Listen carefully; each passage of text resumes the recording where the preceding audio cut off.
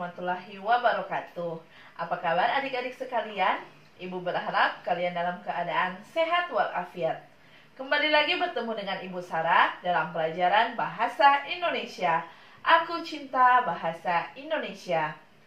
Pada pertemuan kali ini, kita masih akan membahas teks laporan hasil observasi. Sebelumnya, kita telah membahas tentang kaidah kebahasaan serta cara menyusun teks laporan hasil observasi. Pada pertemuan kali ini, kita akan membahas tentang ejaan dan tanda baca, serta cara merangkum teks laporan hasil observasi. Perhatikan bagan berikut ini. Pengertian ejaan. Ejaan adalah kaidah-kaidah cara menggambarkan bunyi-bunyi baik kata, frasa, kalimat, dan lainnya ke dalam bentuk tulisan atau huruf-huruf, serta aturan mengenai tanda baca. Selanjutnya, perhatikan kaidah ejaan untuk huruf kapital berikut ini. Huruf pertama pada awal kalimat harus kapital. Setiap kata dalam judul buku atau terbitan berkata di awal dengan huruf kapital. Kemudian nama bangsa, bahasa, orang, hari, bulan, dan ketentuan waktu, peristiwa ditulis dengan huruf kapital pada awalnya, dan nama-nama geografi, misalnya sungai, provinsi, atau kota ditulis juga dengan huruf kapital pada awal katanya. Selanjutnya,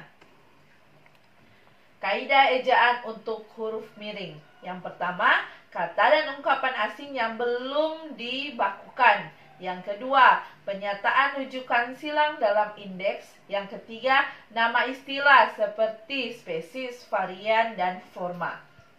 Selanjutnya, perhatikan bagan berikut ini. Pengertian tanda baca.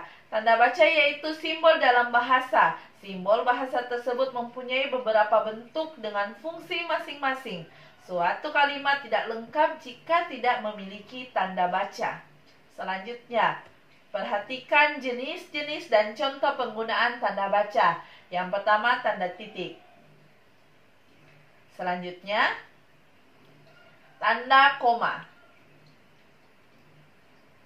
Selanjutnya, tanda titik dua.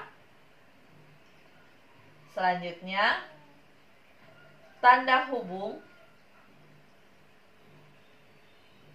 Oke, kita masuk ke materi selanjutnya, yaitu tanda baca, tanda seru, tanda kurung, dan tanda garis miring.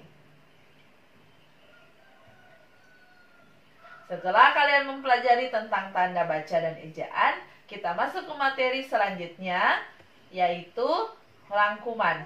Perhatikan bagan berikut ini. Pengertian rangkuman.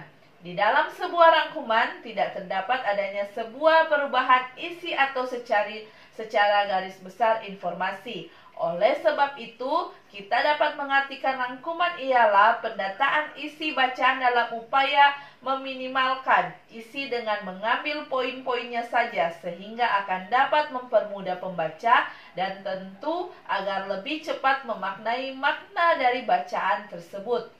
Rangkuman merupakan hasil ekstrak dari suatu bacaan atau tulisan, berita atau sebuah pembahasan sehingga dapat menyimpulkan dengan secara singkat suatu tulisan berita atau pembahasan tersebut. Selanjutnya, langkah-langkah menulis rangkuman. Yang pertama, bacalah semua teks bacaan kemudian tandailah bagian yang dianggap sangat penting. Yang kedua, kemudian tuliskan informasi yang kamu anggap penting itu dengan informasi pendukung. Yang ketiga, setelah itu buatlah kerangka kemudian kembangkan menjadi sebuah rangkuman. Yang keempat, kemudian baca kembali hasil rangkuman yang kamu buat dengan teks bacaan asli. Maka kamu akan melihat kelebihan dari sebuah rangkuman tanpa merubah makna dari teks bacaan yang kamu rangkum. Demikian materi kita pada kali ini. Insya Allah akan bermanfaat. Wassalamualaikum warahmatullahi wabarakatuh.